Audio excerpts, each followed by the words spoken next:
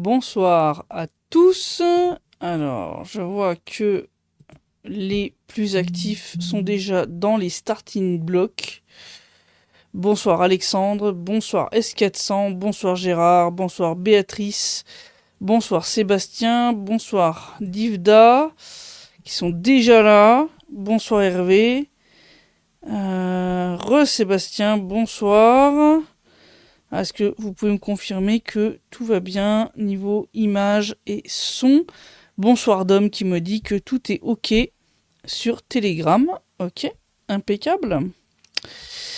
Impeccable. Et bien en fait, on va continuer un petit peu dans la continuité du direct de la semaine dernière, puisque eh bien, en une semaine, j'ai pu faire comment dire, une descente en eau profonde dans les abysses de l'horreur des fichiers du dossier Epstein. Alors je ne dirais pas que j'ai tout fouillé, mais disons que j'ai fouillé sur un certain nombre de mots-clés, entre autres concernant l'Ukraine, hein, donc c'est-à-dire 1856 fichiers quand même, plus d'autres mots-clés puisque j'ai surveillé quand même un petit peu le thème, entre autres sur Telegram et sur Twitter X, où c'est quand même longuement débattu. Bonsoir Siriman. Et donc, oui, j'ai découvert quand même un bon paquet d'horreurs. Un bon paquet d'horreurs que j'ai rassemblé en tout cas pour les plus importantes. Je vous ai pas tout mis bien sûr. Mais on va dire les points principaux, je les ai publiés aujourd'hui, juste avant le direct. Donc dans un article qui s'intitule L'opération militaire spéciale sonne la fin du bal des vampires menée en Ukraine par les élites exposées dans les fichiers de l'affaire Epstein. Je vous recommande d'aller le lire. Il y a toutes les captures d'écran qui sont dedans, de toutes ces horreurs. J'ai pas d'autres termes, hein, je suis désolé, hein, franchement, alors je savais que le mec était un sacré fils de péripatéticienne, restons polis, mais là je vous avoue quand même, je m'attendais pas à certains trucs. Je m'attendais clairement pas à certains trucs, je savais que le gars, bon, ça a été pris à des gamines, mais à quel point, si vous voulez, ça pouvait aller très très loin dans la dépravation, le délire, et puis les gens avec qui il était en contact, hein, parce qu'il y a du beau monde là-dedans. Il y a du beau monde. Bonsoir Eva. Bonsoir Martine.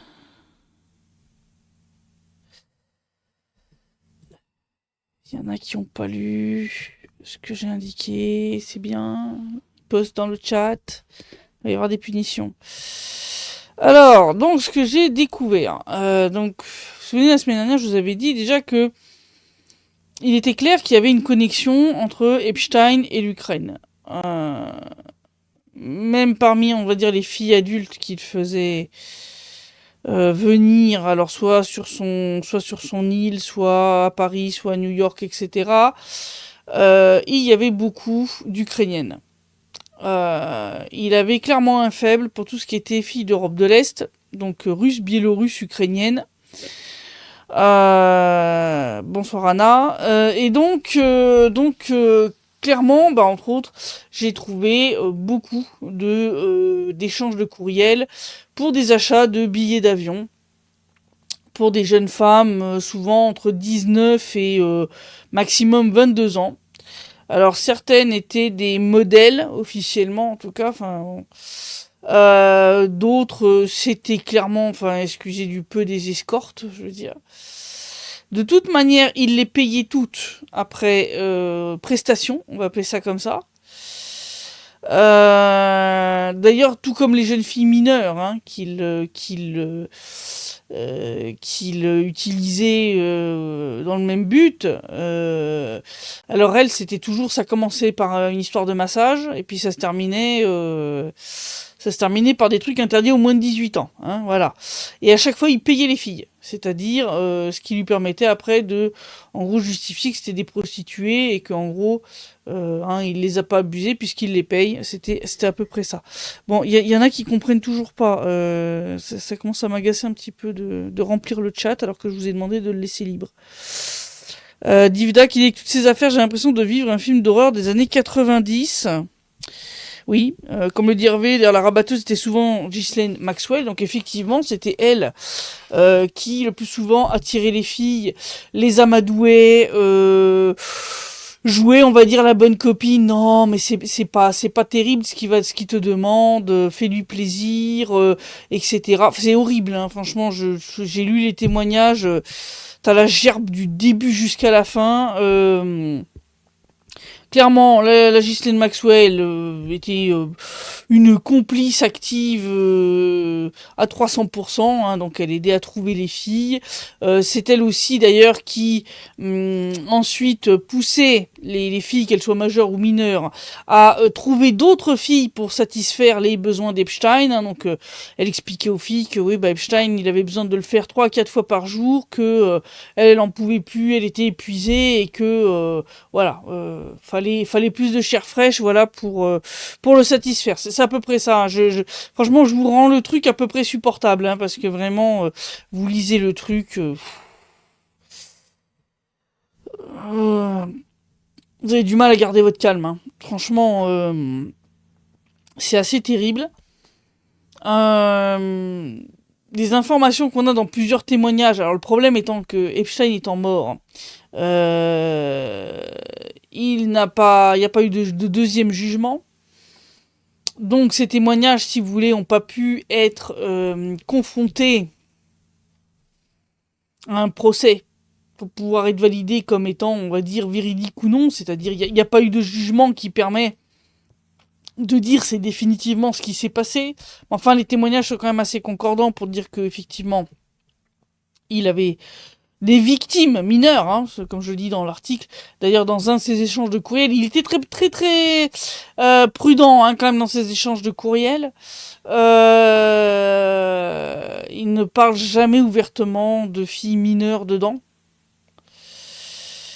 Mais dans un échange d'email, il y a un petit truc qui a fuité, c'est que un de ses contacts lui demande s'il se souvient du nom du gynécologue à qui il envoyait ses victimes. Oui, le mot victime. Et Epstein ne le reprend pas et il lui répond juste quoi, celui de New York. Voilà, tu vois, c'est bon. Ça veut tout dire, donc ça dit clairement que c'était pas toutes des prostituées ou des escortes et que effectivement, un certain nombre des filles qui étaient amenées chez lui ou chez ses amis, hein.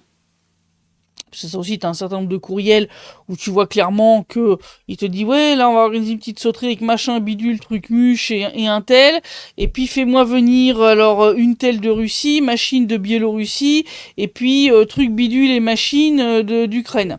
Voilà. Donc clairement je veux dire c'était toute une organisation. Voilà. Alors, on a Hervé qui dit, et Macron qui dit que c'est une affaire américaine, il nous prend pour des cons. Oui, bah ça c'est comme les médias français qui vous racontent que le gars était un agent russe, hein, parce que quand il a essayé d'obtenir un visa, hein, il s'est fait refouler.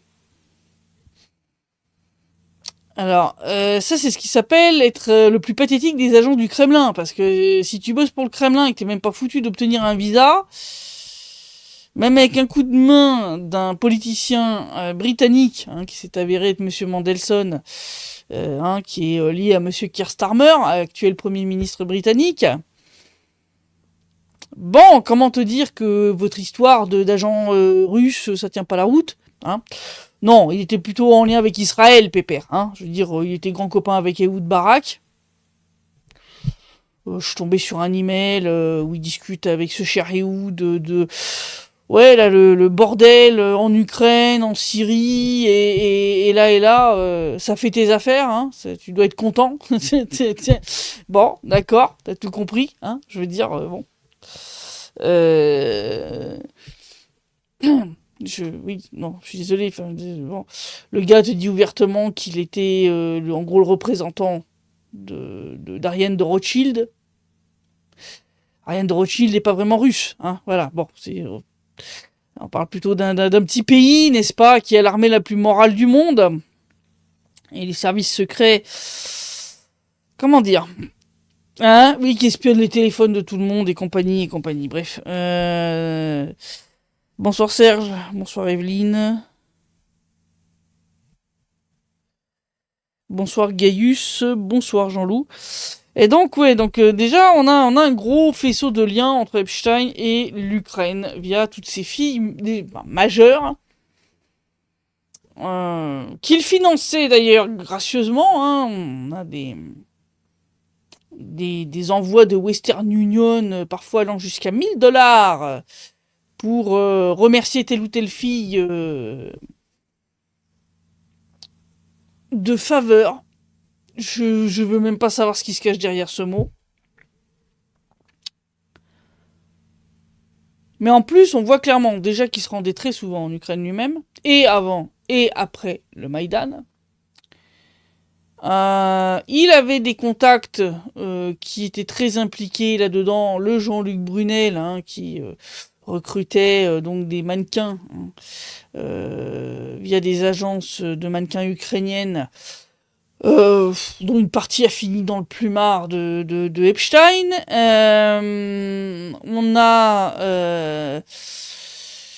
On a aussi un certain Brian qui avait, semble-t-il, un laboratoire de recherche biologique en Ukraine. Ça doit vous rappeler des trucs.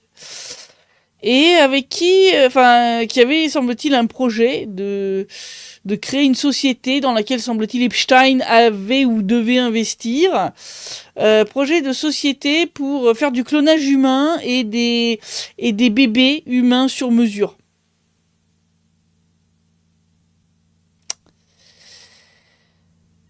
Alors, comment vous dire, oui, donc là, on touche déjà à tout ce qui est transhumanisme et tous les trucs les plus glauques.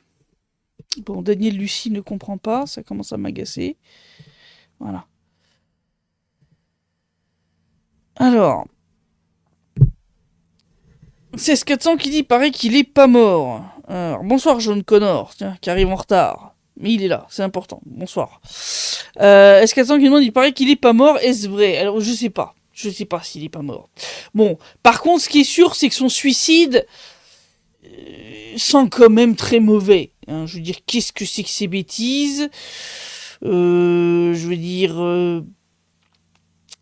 J'ai vécu pendant des années dans la ville qui a hébergé le procès de Marc Dutroux. Je veux dire, je me souviens de ce que les gens m'ont raconté concernant ses conditions de détention quand il était là-bas, avec les gardiens qui le réveillaient en pleine nuit parce que toutes les heures, ils ouvraient l'œilleton puis ils allumaient la lumière pour vérifier qu'il s'était pas suicidé. Le gars était surveillé comme le lait sur le feu.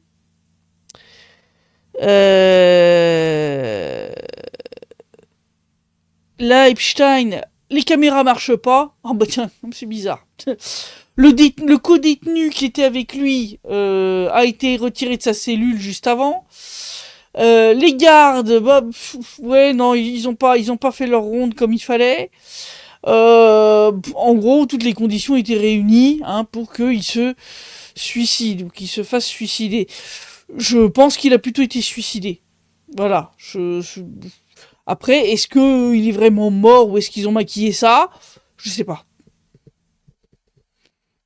Pour l'instant, je me perdrai pas en conjecture là-dessus. Si vous voulez, pour l'instant, j'ai déjà étudié l'affaire, qui déjà en elle-même est déjà assez spéciale. Comme le dit Dom, ça pullule de grands malades dans ces sphères de soi-disant élite. Qu'est-ce que je suis content de pas en être. Oui, t'as raison. T'as raison. Parce que vraiment, alors il avait des contacts partout. Et contrairement à ce que raconte Macron, ça ne concerne pas que les États-Unis. Puisque effectivement, ce cher Epstein était en contact avec Jacques Lang et sa fille Caroline. Le père Brunel et tout un paquet d'autres personnes. comme la reine de Rothschild, Olivier Colomb et d'autres. Enfin, je veux dire, il avait beaucoup, sans parler de son logement, hein, il avait une résidence à Paris, de luxe d'ailleurs. Donc bon, je veux dire, non, ça concerne pas que les États-Unis. Les juges français auraient déjà depuis longtemps dû prendre cette affaire sous le bras et s'en occuper. Bon, le fait qu'ils s'en occupent pas.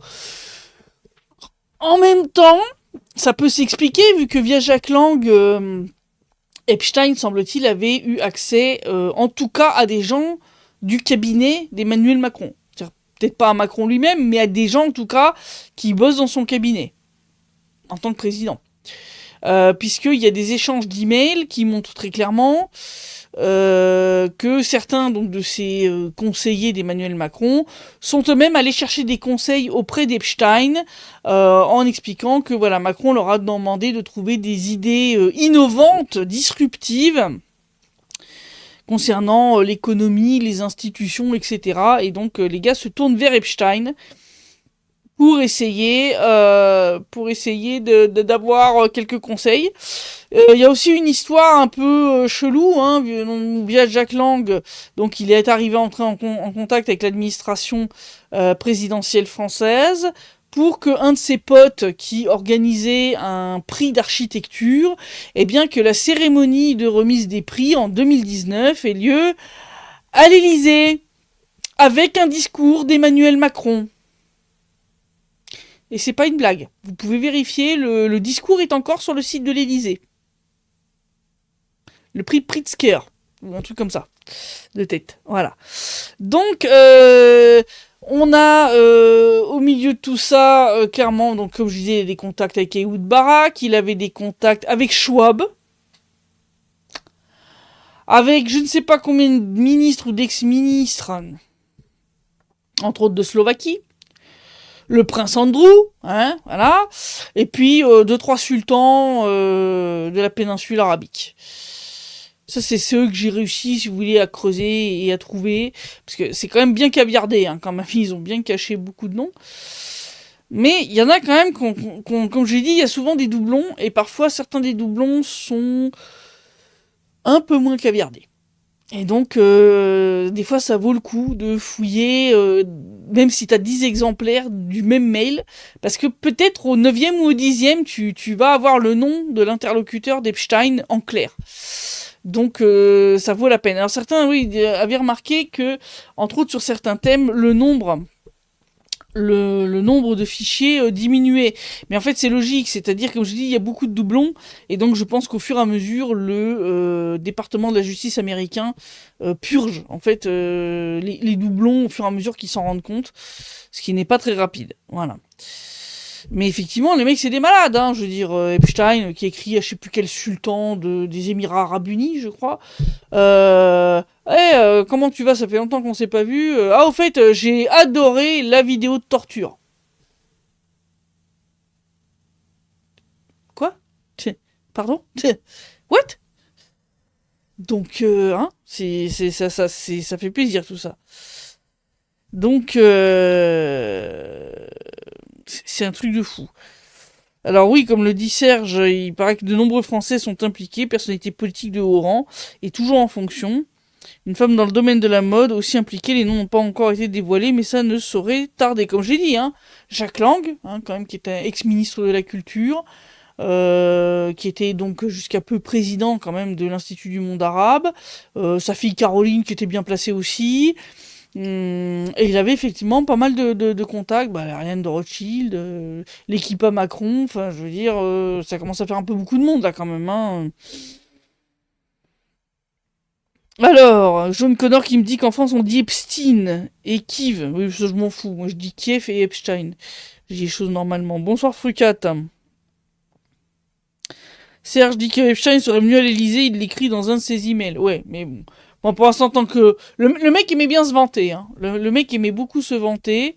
Il aimait bien jouer les vantards quand même, hein.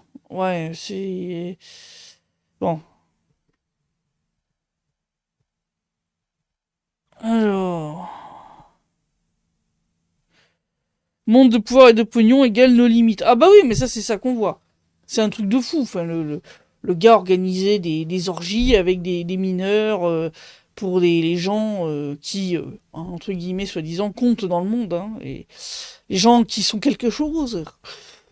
Si on écoute Macron, hein, comparé à nous qui ne sommes rien, hein, voilà.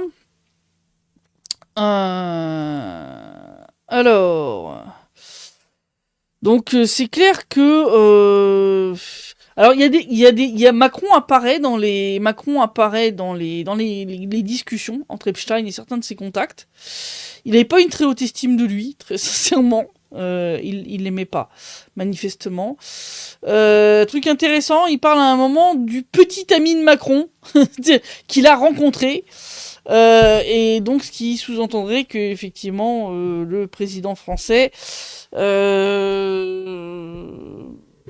est pas très hétéro, hein, ce qui pose encore plus de questions concernant sa femme, hein, voilà. Donc, bon, il parle de son petit ami, bref. Donc, c'est assez intéressant comme truc. Bonsoir Momo qui vient d'arriver, qui a été absent assez longtemps des hier stream, qui demande comment se déroule la situation à Kupiansk. Pour l'instant, l'armée russe tient. Là, ils sont en mode attrition. C'est-à-dire, bah, tant que l'armée ukrainienne envoie des renforts, bah, on détruit, on détruit, on détruit. Donc, les dronistes russes et l'artillerie s'en donnent à cœur joie. Et puis, bah, quand ils auront épuisé les réserves, bah, on va reprendre les quelques quartiers où ils s'étaient avancés. Au sud de Kupiansk, on progresse. Donc, à un moment, on va finir par refermer la pince. Donc non, pour l'instant Kupiansk, on est en mode défense élastique, c'est ce que j'avais dit. C'est pas grave. C'est pas grave.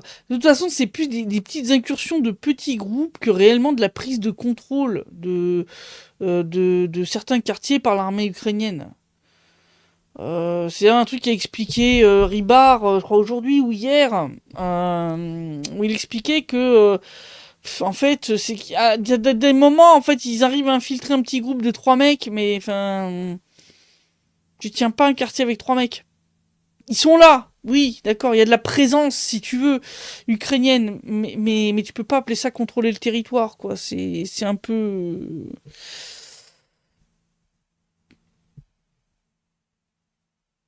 Alors, la fille Azoulay prend la succession de Jacques Lang à l'Institut du monde arabe. Ah bah. Serge qui dit qu'au-delà de la pédophilie et autres atrocités telles que le cannibalisme, la torture et le démembrement, il ne faut surtout pas oublier qu'Epstein était un espion agent du Mossad. Oui, bah oui. D'ailleurs, toutes ces petites sauteries et tout, ça lui permettait d'avoir plein de ce qu'on appelle, hein, quand on parle des services secrets russes, les fameux compromates, hein, c'est-à-dire des dossiers compromettants. Hein, c'est clair que hein, quand un politicien ou un ex-ministre, etc., était chez Epstein en train de se taper des gamines mineures, il y avait des caméras partout qui filmaient sous tous les angles, en 4K, et puis ben, ça permettait à Epstein de tous les tenir par les boules, puisque ben voilà, si il faisait pas ce qu'il voulait, c'était très facile de publier ces horreurs. D'ailleurs, on le sait d'autant plus que ces fichiers existent, puisque certaines des plaignantes, entre autres, qui sont retrouvées prises là-dedans quand elles étaient mineures, ont fourni au dossier et leur avocat décrit. Donc on voit pas les photos, elles ont été caviardées aussi, mais ils décrivent ce qu'il y a dedans. Et l'une d'elles, par exemple, et c'est en ça, par exemple, qu'on voit qu'il y a un lien avec l'Ukraine, l'une d'elles venait d'Israël. Ses parents l'avaient confiée à un couple qui s'avérait être un couple de trafiquants, qui l'a fourgué à Epstein. Et le jour où elle a tenté donc de pas venir à un rendez-vous, elle a commencé à recevoir des messages d'insultes et de menaces qui étaient écrits en hébreu. Et qui avait été envoyé depuis un numéro ukrainien. Et en fait, il s'est avéré que les numéros de contact qu'elle avait pour ces trafiquants, c'était des numéros ukrainiens. Un numéro mobile et un numéro de ligne fixe. Donc ce qui montre bien qu'il y avait quand même un lien entre Epstein et des trafiquants d'enfants basés en Ukraine. Donc si vous voulez, ça commence à faire un petit peu beaucoup. Ça commence à faire un peu beaucoup. Et justement, dans les menaces qu'elle a reçues, cette fille, en fait, à un moment, elle a commencé à consulter un psy, parce que elle a commencé à développer des troubles psychologiques, à force de se faire, excusez-moi, mais abuser par des vieux tarés lors d'orgies chez Epstein. Et bien, dans la foulée, immédiatement après, elle a commencé à recevoir des photos justement de certaines de ces sauteries où elle apparaît clairement pour lui dire que il vaut mieux qu'elle ferme sa gueule si elle voulait pas qu'il lui arrive des trucs ou que ça sorte et que ses parents soient mis au courant, etc. Bon, ça lui a pas fait plus peur que ça et elle a décidé quand même de porter plainte, etc. et de prévenir ses parents de ce qui s'était passé. Mais donc clairement, ces fichiers existent. Clairement, Epstein avait accès à tout un paquet de vidéos et de photos compromettantes impliquant donc, tous les puissants qui défilaient chez lui et qui participaient à ces orgies, entre autres avec des mineurs. Donc ça, c'est très clairement un des meilleurs outils de pression pour être sûr que tu tiens quelqu'un dans ta main. C'est ce genre de matériel compromettant. Voilà. Merci John Connor pour les compliments. Alors, Anna qui dit quand on voit les photos avec le président américain, on peut se demander s'il n'y a pas fait quelques galipettes avec des filles peut-être majeures. On peut quand même se dire tout c'est pas très net. Alors, concernant Trump, il semble que non, il n'a pas touché à ça. En tout cas, que très vite, il a compris que le mec était malsain. Il a été un des premiers, en fait, à déposer plainte contre lui avant sa première condamnation. Alors d'ailleurs, pourquoi Epstein tapait dans les Ukrainiennes, les Biélorusses, etc. Et pas dans des Américaines, hein, ou par exemple la petite jeune israélienne. Pourquoi ? Eh bien, parce que sa première condamnation était liée justement au fait que il avait commis cette erreur. Voilà. Et donc, après avoir été condamné une première fois en 2008, je rappelle, il a plaidé coupable de sollicitation de prostituées mineures. Il a eu seulement 18 mois, ce qui était très clément. Et après ça, en fait, justement, il y a des échanges d'emails où à un moment, il charge une nana de lui trouver d'autres filles pour bosser chez lui. Même pour bosser chez lui. La nana lui a envoyé le CV d'une américaine et il lui a dit mais espèce d'idiote, je t'ai dit je veux plus d'américaine, d'accord? Et l'autre a dit oui mais je comprends pas pourquoi, si tu m'expliquais. L'autre lui dit écoute, je te demande pas de me faire une disserte là-dessus, je te dis voilà c'est mon critère, je veux pas de ça, si t'es pas capable de piger, va bosser pour quelqu'un d'autre quoi. Et il disait clairement que voilà, les filles américaines c'est trop dangereux du point de vue légal pour lui et que donc il n'en veut plus. Je crois qu'il cherchait une nouvelle assistante, un truc comme ça. Et donc il engueule la fille parce que elle comprend pas pourquoi il veut pas d'américaine. Mais en fait c'est très clair, c'est parce que clairement, si tu fais venir des filles d'Ukraine ou de Biélorussie, t'as beaucoup moins de risques de te prendre une plainte aux fesses. Voilà, c'est... t'as les frontières et compagnie, et puis tu peux compter sur le fait que lancer des grosses plaintes comme ça à l'international, c'est toujours très compliqué. En plus, en Ukraine, avec la corruption endémique, c'était pas bien compliqué de mettre fin à une procédure judiciaire avec quelques liasses de billets. Voilà. Karen Mulder avait commencé à raconter ce qui se passait avec Epstein. Ça lui a coûté sa carrière, dit Harvey. Ouais, oui. John Connor et les femmes slaves sont belles. Ah oui, ça je dis pas, il avait bon goût. Par contre, semble-t-il, Epstein était vraiment... il préférait les blanches. J'ai dépioté un peu ses mails. Clairement, il ne voulait pas d'africaine ou d'afro-américaine. C'était pas du tout son truc. Et donc, clairement, pour lui, l'Europe de l'Est, c'était l'idéal pour aller se fournir en filles. Voilà. Il y avait Bill Gates, effectivement, qui venait régulièrement chez lui. Enfin, je veux dire, il était en contact avec plein de gens, de Schwab jusqu'à Ariane de Rothschild. Je veux dire, Ehud Barak, bon...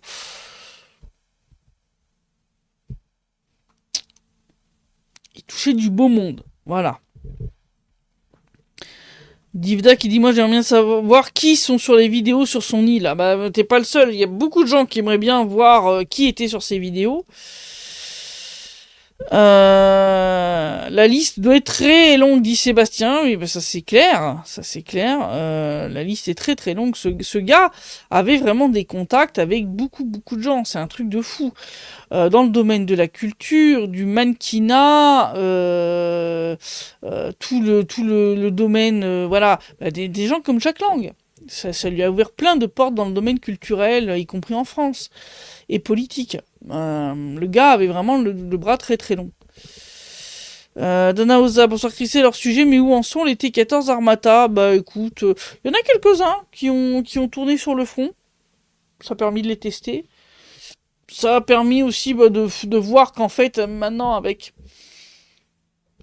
l'existence des drones et compagnie, en fait, les chars sont plus aussi indispensables qu'ils l'ont été à une époque. Ils ont perdu, on va dire, un peu de leur pertinence.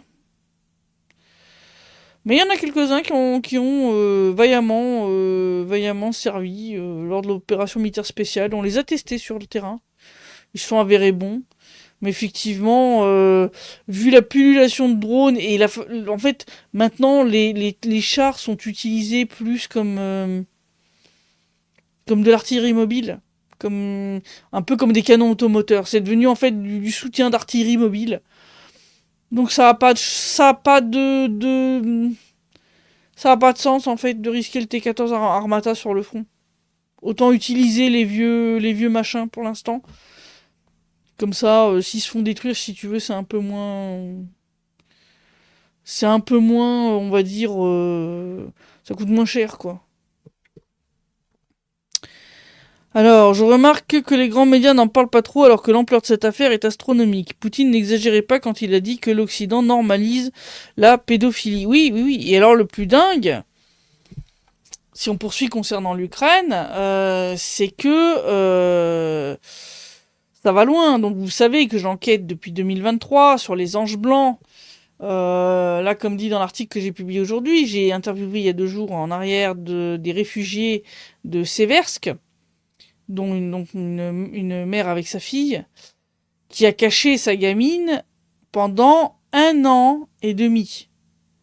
Pendant 1 an et demi, travailleurs sociaux, policiers, soldats ukrainiens et même agents du SBU, donc agents du SBU, c'est les services de renseignement, débarquaient, parfois tous les jours, parfois tous les 2 ou 3 jours, pour chercher la gamine. Alors heureusement, ils avaient aménagé une planque dans la cave qui était tellement bien faite qu'ils l'ont jamais trouvée. Et donc, et ils avaient la deuxième chance qu'ils avaient un chien qui supportait pas de voir des Ukrainiens en uniforme. Alors, c'est un chien qui est un chien patriote russe parce que quand c'est des soldats russes, non, il réagit pas comme ça. Mais quand c'était des Ukrainiens, le chien se mettait à aboyer comme un taré.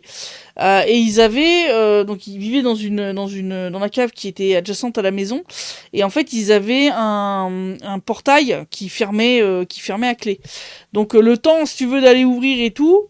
Avec la réaction du chien, ça laissait le temps à chaque fois de planquer la gamine. Et il faisait en sorte que les gars restent le moins longtemps possible, le temps de leur fouille, pour que la petite ne soit pas obligée de se tenir tranquille pendant des heures. Mais voilà, pendant 1 an et demi, ils ont vécu dans ce stress. Et elle m'a expliqué que elle connaissait quelqu'un, voilà, une jeune femme qui avait un bébé de 6 mois. Et ils ont évacué de force le bébé sans sa mère. C'est-à-dire qu'ils ont laissé la mère à Seversk et ils ont embarqué le bébé. Ils ont enlevé le bébé. Et la maman a pété un plomb. Voilà, elle a perdu complètement la tête après ça. Ce qui se comprend. Et surtout, ils m'ont confirmé ce que je vous avais dit. Vous savez, je vous avais parlé de ce cas à Irpen, de cette famille de réfugiés ukrainiens qui s'était fait retirer ses enfants par les services sociaux ukrainiens parce que en gros vous êtes trop pauvres, vous n'avez pas les moyens on va dire de fournir un toit décent à vos enfants et de les nourrir, donc on vous les retire. Et je soupçonnais que c'était le modus operandi pour se débarrasser ensuite des parents quand ceux-ci évacués avec les enfants. Et ça m'a été confirmé par une dame à Seversk, donc cette maman, qui m'a dit qu'effectivement, les fois où ce sont des familles entières qui étaient évacuées, alors déjà, quand le père de famille, si un père de famille, il l'embarque immédiatement au commissariat de recrutement militaire pour l'envoyer sur le front. Donc elle a eu connaissance de plusieurs cas comme ça. On ne sait pas où sont les maris en question. Voilà, on ne sait pas où est-ce qu'ils ont été envoyés, s'ils sont morts, s'ils sont vivants, on ne sait pas. Et puis, le reste, c'est démerdez-vous. Voilà, donc les gens qui sont évacués comme ça en famille sont d'abord envoyés dans des refuges temporaires, et puis après on leur dit, démerdez-vous, c'est votre problème. Sauf que, avec la russophobie grandissante qui a été entretenue en Ukraine, c'est très difficile de trouver un travail, encore plus un travail qui paye correctement. Donc souvent en fait ces gens qui ont été évacués de force, donc le mari a été embarqué de force par le TCC et il y a de bonnes chances qu'il le revoie jamais. Pareil pour son salaire d'ailleurs de soldat. Et la maman se retrouve à devoir essayer de trouver un job. Sauf que comme nous le disait cette dame, et elle par exemple était dans ce cas-là, elle disait moi je ne parle pas du tout ukrainien, je ne l'ai pas appris à l'école. Moi quand j'étais petite, voilà, nous dans le Donbass, on parlait russe, on a appris en russe, on n'a pas appris en ukrainien. Et elle disait, si tu parles pas ukrainien, t'es personne, et donc tu trouves pas de travail. Tu ne trouves pas de travail, et donc tu te retrouves à la rue. Et donc elle m'a rapporté effectivement connaître plusieurs familles qui se sont retrouvées dans des situations comme ça absolument terribles, qui ont été évacuées de force par ces fameux anges blancs. Donc qu'on vienne pas me dire que les autorités ukrainiennes font ça pour le bien des enfants. Tu fais pas ça pour le bien des enfants quand après tu laisses ces familles finir à la rue. Je veux dire, moi je vois de notre côté, les gens qui ont été évacués, immédiatement on fait en sorte de leur donner des papiers, et puis très vite on les aide à trouver un travail et un logement. On les lâche pas comme ça dans la nature, en mode, démerden ziziche, quoi. Non, mais non. Non. Et c'est là l'énorme différence et qui montre que l'Ukraine n'en a rien à faire. En fait, c'est du trafic d'enfants. Donc ça, si vous vous souvenez de ceux qui ont suivi, sinon, allez lire l'article, il y a le lien dedans vers mes articles de 2023 où j'en parle, entre autres avec l'enquête de Vassili Prozorov. Allez voir la chaîne Ukrelix en français, où il y a ces enquêtes traduites en français. Allez le voir. Il avait fait toute une enquête sur le trafic d'enfants ukrainiens vers les réseaux pédocriminels qui se trouvent au Royaume-Uni, par exemple. Donc clairement, il y a des liens dans tout ça. Il y a ce que j'ai appelé clairement une satanisation complète et des élites occidentales, mais aussi de l'Ukraine. Et donc, pourquoi au final, l'Ukraine a porté plainte contre Vladimir Poutine et Madame Lvova-Belova, soi-disant pour déportation massive d'enfants? Parce que tous les enfants que les troupes russes évacuent au fur et à mesure des villes et villages qui sont libérés, c'est autant d'enfants que les autorités ukrainiennes ne pourront pas vendre. Vous avez parfaitement entendu. Je parle des autorités ukrainiennes. Parce que quand t'as le SBU, quand les services de renseignement partent à la traque aux enfants, si vous voulez, on n'est plus dans l'organisation de gentils volontaires bénévoles, caritatifs à but humanitaire, là. Faut arrêter les conneries. D'accord ? Donc clairement, c'est un business qui rapporte gros, y compris, je pense, à Zelensky et aux gens qui sont autour de lui. D'ailleurs, au départ, l'évacuation forcée des familles avec enfants était faite sur base d'un décret de Zelensky. Eh bien, la Rada a voté une loi pour légaliser tout ça. Voilà, pour légaliser tout ce trafic d'enfants. Voilà, c'est magnifique. Et puisqu'on parle de pédophilie et de légalisation de la pédophilie, en Ukraine, ils sont en train d'étudier une loi pour abaisser l'âge légal à partir duquel une fille peut se marier à 14 ans. Je vais vomir. Voilà.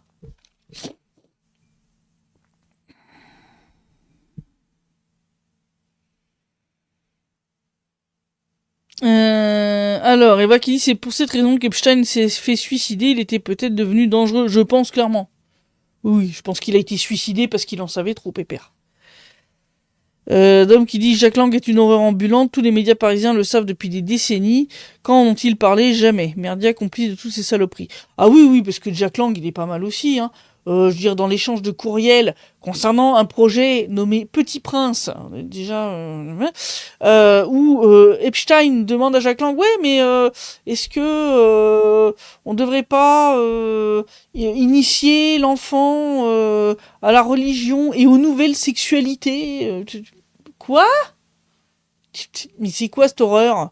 Et c'est Caroline Lang qui lui répond que oui, oui, son père est d'accord avec ses suggestions, qu'il est désolé qu'il est un peu occupé parce que c'est le moment où il venait de prendre la présidence de l'Institut du monde arabe.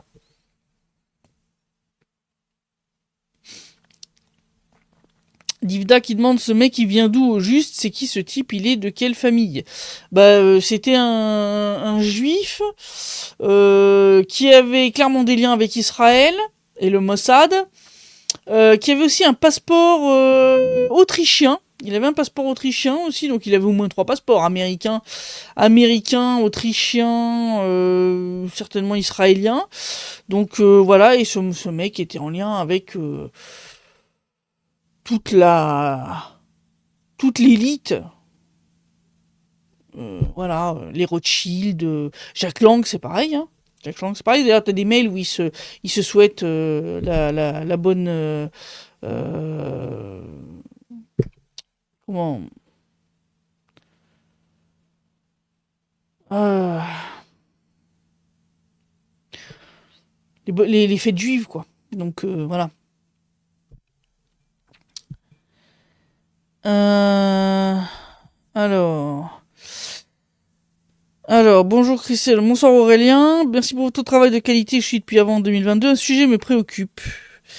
Que pensez de la décision des autorités russes quant à Telegram? Pensez-vous que la messagerie finira par être inutilisable en Russie?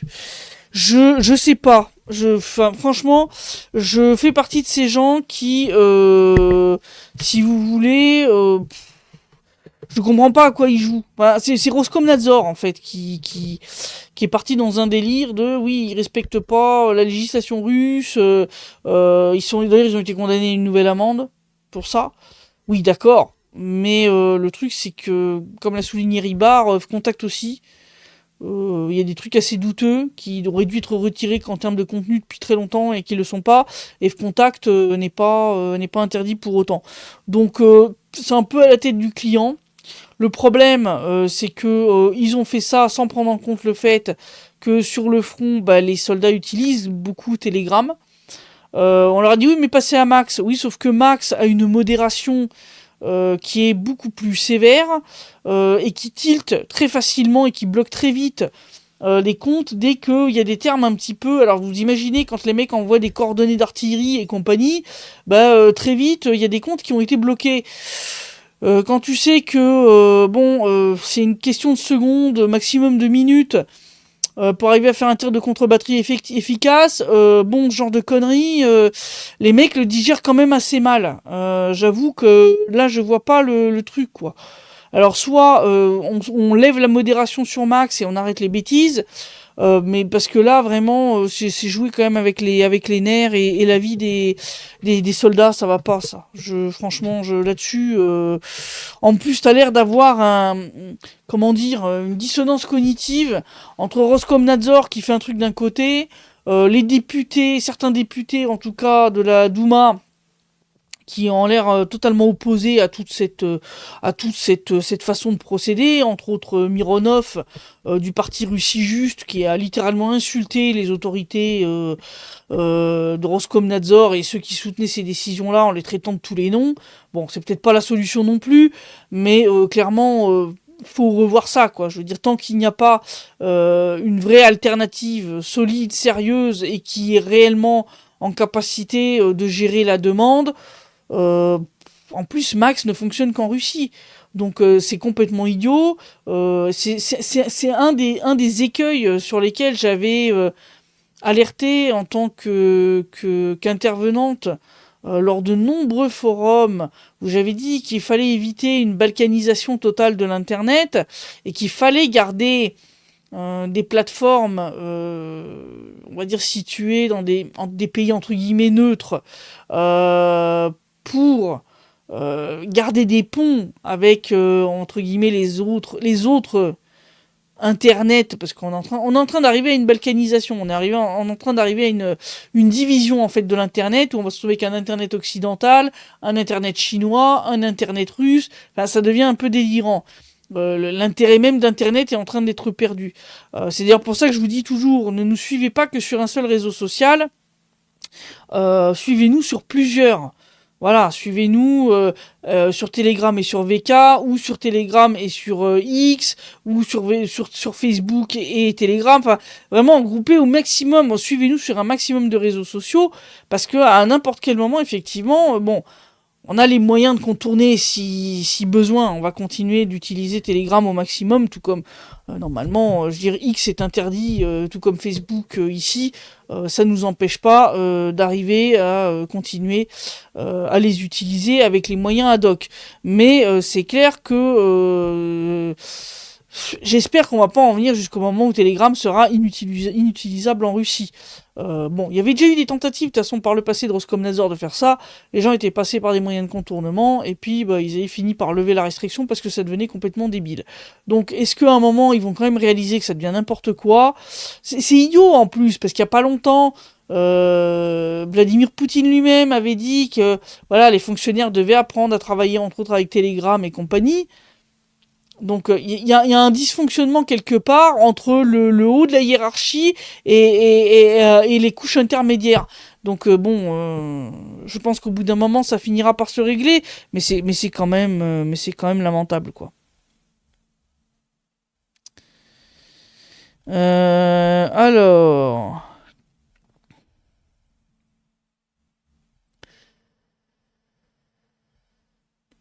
Alors, Hervé qui dit Zelensky ne parle pas très bien l'ukrainien, paraît-il. Non, mais c'est vrai, il parle pas bien l'ukrainien. Il parle pas bien du tout. Parce que c'est pas sa langue natale. Il a dû l'apprendre. Il a dû l'apprendre une fois élu. Parce que, bah, avec les lois linguistiques passées entre autres par Poroshenko, il n'avait pas le choix. Il n'avait pas le choix. Alors, je regarde les commentaires sur VK. Les T-80 et T-72 forment l'épine dorsale des forces blindées russes engagées en Ukraine avec le T-90 MS qui est entré en pleine production d'Igaius. Oui, donc pour l'instant, le T-14 Ramata, en fait, n'est pas nécessaire. Donc c'est pour ça que... Euh... Alors, Frucat qui dit, oui, certains disent qu'Epstein n'est pas mort. Je n'en sais rien. Pour l'instant, je ne me prononce pas là-dessus. Evelyne qui a dit qu'elle a tout récupéré pour faire un dossier. Waouh! Même moi qui n'ai pas tout récupéré, mais déjà ce que j'ai récupéré c'est du lourd, ça fait déjà une belle somme, un bon poids sur mon disque dur. Alors, Hervé qui dit Ariane de Rothschild a demandé à Epstein de s'occuper de Dieudonné, oui. c'est, c'est là qu'on se rend compte quand même qu'il y a un gros problème. C'est-à-dire que ce mec était capable d'interférer dans la vie politique et culturelle française. C'est incroyable. Qui aurait le lien demande François. François, regarde sur VK. J'ai partagé l'article aujourd'hui. Donc, si tu descends quelques posts en dessous de l'annonce pour le direct, tu as le lien vers mon enquête concernant Epstein et l'Ukraine. François qui dit quand j'y pense, le fils Biden était en Ukraine avec de la drogue dure et des femmes faisant du X et là silence radio. Oui, et Hunter Biden, il y a d'ailleurs des photos de lui avec des gamines. Les photos sont très malaisantes. Et ça pose des questions. Alors, Evelyne, elle a fait des copies qu'elle a ressorties surtout sur Macron et la France en général. Oui, oui, mais je dis, le gars a interféré dans la vie politique française. Voilà. Il avait ses entrées au sein du cabinet de Macron, etc., etc.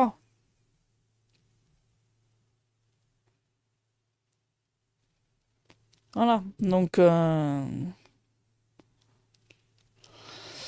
Donc c'est assez flippant. Donc quand moi je vois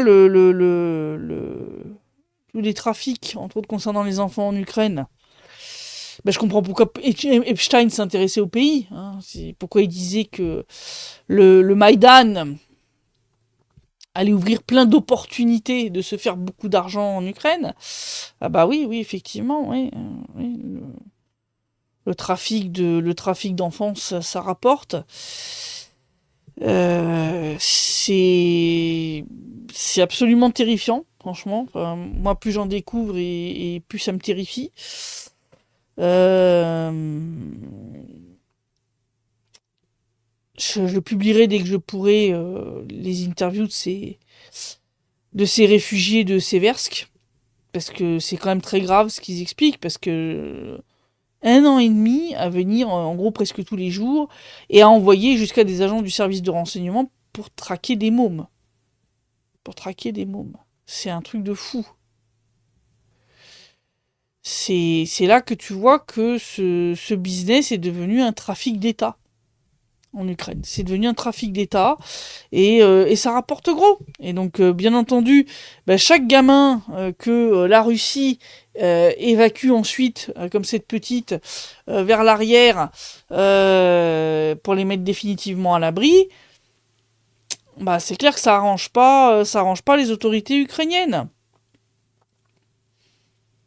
Parce que chaque enfant que la Russie évacue de la ligne de front, c'est un enfant sur lequel les autorités ukrainiennes ne peuvent pas mettre la main et qu'ils ne peuvent pas vendre. C'est des trafics sordides. Et ceux qui vous racontent que quand on vous dit ça, c'est de la propagande russe, allez voir mon article, il y a un lien vers un article du Kyiv Post, d'accord, donc un média ukrainien de 2009, qui dit très clairement, en clair, l'article est écrit en anglais, que l'Ukraine était un paradis pour les pédocriminels.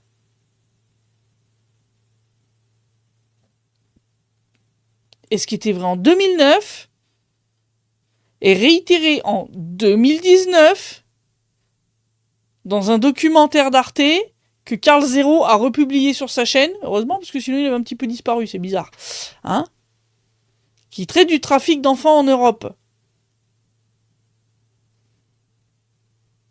Et on te dit clairement que l'Ukraine est l'un des fournisseurs majeurs d'enfants pour le trafic mondial. Ils te disent 10% des enfants qui sont trafiqués dans le monde viennent de là. Et Arte, c'est pas vraiment un organe de propagande du Kremlin. Donc 2009, on a des médias ukrainiens qui te disent eux-mêmes que la corruption endémique, etc., et le je m'en foutisme des organes censés faire respecter la loi, c'est-à-dire la police, les juges, etc., fait que l'Ukraine est un paradis pour les pédos. D'accord ? Et 10 ans plus tard, on a Arte qui te dit en gros la même chose.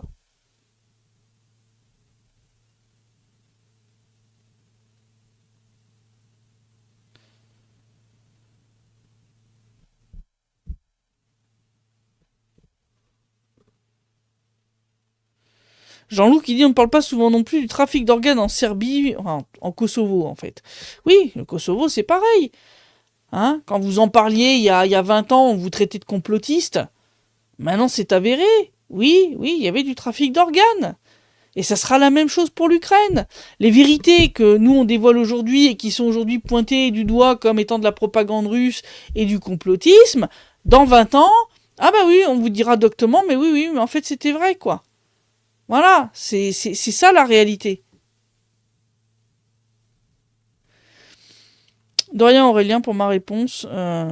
Oui, en plus, comme tu dis, Telegram c'est une alternative pratique pour communiquer avec amis et familles en Europe.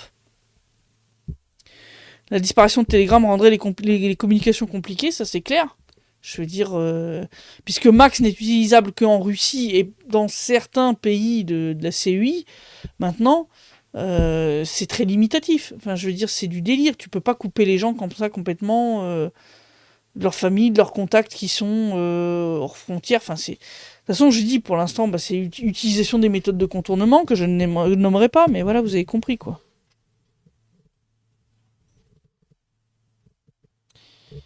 Alors, Jaune Connor qui demande une note positive pour finir.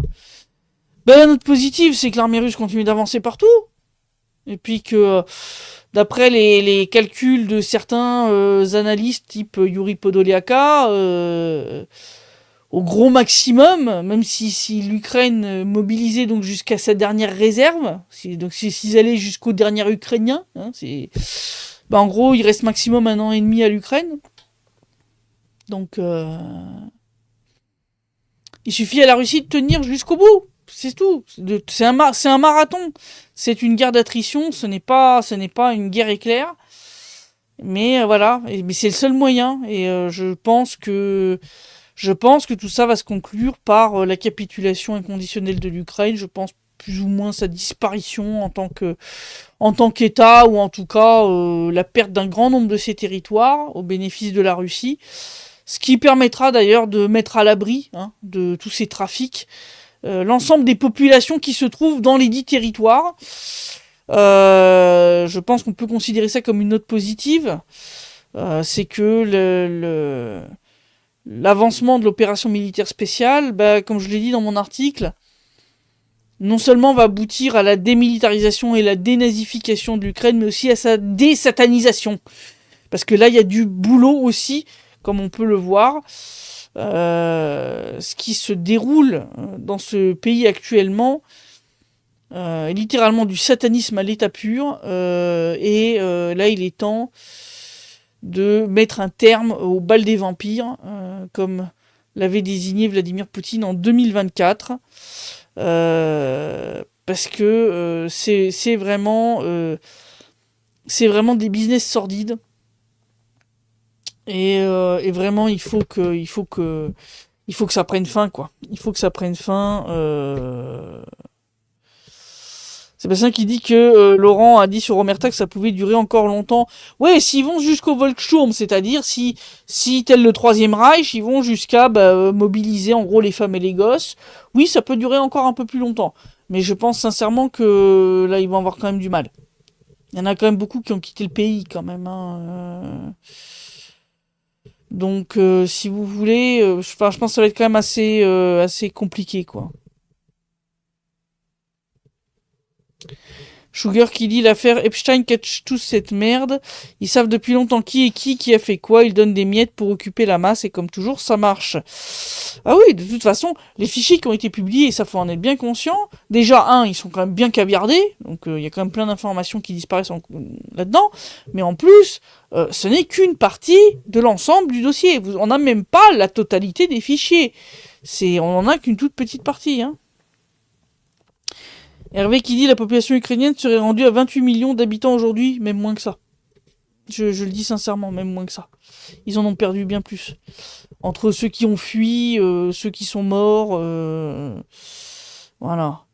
Question satanisme, on a aussi du boulot ici en France, déjà qu'on a le cornu. Ouais. Hein, ou Macron qui voulait revisiter les vitraux de Notre-Dame à la sauce art moderne. Enfin, waouh. Donc voilà quoi. Oui, dans l'Ukraine, la population est extrêmement réduite. C'est même plus 28 millions. Ils sont en dessous de ça maintenant. Ils sont très en dessous de ça. C'est avant même le déclenchement de l'opération militaire spéciale, ils étaient plus qu'un peu plus d'une trentaine de millions. Genre 32, 30, 30, 36 millions selon les estimations. Bon, ils ont perdu 2 régions. Plusieurs millions de réfugiés à l'étranger. Les soldats ukrainiens morts chez Podfronta, on est déjà à 720 000 nécrologies. Donc bon. Vous rajoutez les 16 000 corps que la Russie leur a remis en quoi, un an et demi, hein, qui n'ont toujours pas été identifiés ni enterrés. Les milliers de corps qui sont encore dans les morgues russes, ceux qui sont encore dans les champs. Je veux dire... Je pense sincèrement qu'on approche le million. Donc, voilà, quoi. La population ukrainienne est effectivement très réduite. Et en plus, ils ont actuellement un nombre de morts, genre qui est 3 fois supérieur au nombre de naissances. Donc j'ai pas besoin de vous expliquer qu'à chaque mois qui passe, ben en fait, chaque mois qui passe, la population ukrainienne diminue. Elle ne réaugmente pas, elle ne fait que chuter en fait. C'est une chute sans fin. Voilà. S400 qui demande à quand la libération de Maduro, je ne sais pas. Je ne sais pas. Pour l'instant, la présidente par intérim a l'air de se plier, on va dire, plus ou moins au chantage américain. Elle n'a pas trop le choix en même temps, vu le blocus assez ignoble qu'ils ont imposé au pays. Euh, je ne sais pas comment ça va se terminer, tout ça. Voilà, pour l'instant, il semble qu'une partie de l'armada américaine fait route vers l'Iran. Donc ça pourrait peut-être permettre au Venezuela de souffler un peu et voilà, peut-être de reprendre un peu le contrôle de ses exportations de pétrole, je ne sais pas. Ouais, et comme le dit Sébastien, côté Groenland, ça se tend un peu. Bon, c'est bien, ça va faire péter l'OTAN, c'est magnifique. Comme le dit Pietro, une majorité d'Ukrainiens ont choisi d'immigrer en Russie, oui, donc voilà. Alors, Nicolas qui pose la question logicielle, est-ce qu'il est libre? Le Max, non, mais il est basé sur beaucoup de librairies qui viennent du monde GNU Linux et compagnie. Donc, beaucoup de librairies du monde libre sont utilisées par Max. Donc, Max en lui-même n'est pas libre, mais il utilise beaucoup de librairies qui viennent de là. Donc, voilà. Et non, il n'a pas appris à voler. Oui, je vois la référence. Voilà. Cuba, ouais, qui est en train de souffrir aussi en ce moment. Voilà.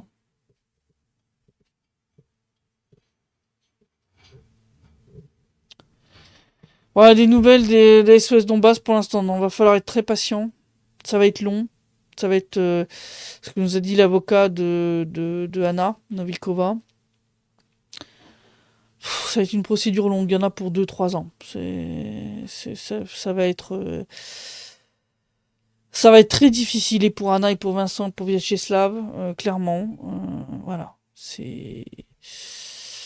Là, faut qu'il garde courage. Pour l'instant, il n'y a rien de bien neuf. Voilà. Ouais, Cuba, là, qui est en train de se faire pareil, étrangler par les États-Unis, qui interdisent à qui que ce soit de leur fournir du pétrole. Bon, ben, la Russie a décidé d'envoyer des produits pétroliers comme aide humanitaire. Voilà. Bon. On va arriver à trouver une solution. Mais oui, là, c'est là qu'on voit que la bête de l'hégémon est en train de se noyer et elle est en train de gesticuler dans tous les sens pour essayer d'éviter la noyade. Ce qui fait qu'elle est en train de faire des vagues énormes et de foutre le bordel partout. Mais ça va très mal se terminer pour la bestiole qui est en train de se noyer. Hein. Ça l'empêchera pas de se noyer. Bien au contraire, je pense que ça va faire que accélérer les choses. Voilà. Donc pour l'instant, j'aurais aimé finir sur une note plus optimiste, mais le monde multipolaire est en train de se construire. On est dans la phase, on va dire, chaotique de la chute de l'hégémon. Faut tenir jusqu'au bout. C'est une épreuve d'endurance. Voilà, il faut garder calme, patience, courage et une note d'optimisme. Voilà. Alors, il y a de bonnes chances que la semaine prochaine, il n'y aura pas de direct Airstream. Je serai en déplacement. Je sais pas du tout si ce sera jouable de faire le direct. Donc on va voir. Donc attendez-vous à ce que je vous informe qu'il n'y en aura pas. Voilà, j'essaierai de confirmer en cours de semaine. Par contre, il y aura bien le rapport hebdomadaire de situation. Demain, je serai sur TV ADP. On va parler des velléités de promouvoir le Made in Europe par Emmanuel Macron. Donc voilà, venez me retrouver demain soir à 19h heure de Paris sur TV ADP. Abonnez-vous à leur chaîne pour ne pas rater les notifications. Et pour qu'on discute un petit peu de tout ça, voilà, pour changer un petit peu de l'opération militaire spéciale des dossiers Epstein et tout ça, voilà. Donc je vous dis à demain sur TVADP, dimanche pour le site rep, et à la semaine prochaine en tout cas à minima pour le site rep et TVADP, et on va voir pour le direct stream si on arrive à le faire. Voilà. Et d'ici là, eh bien, portez-vous bien.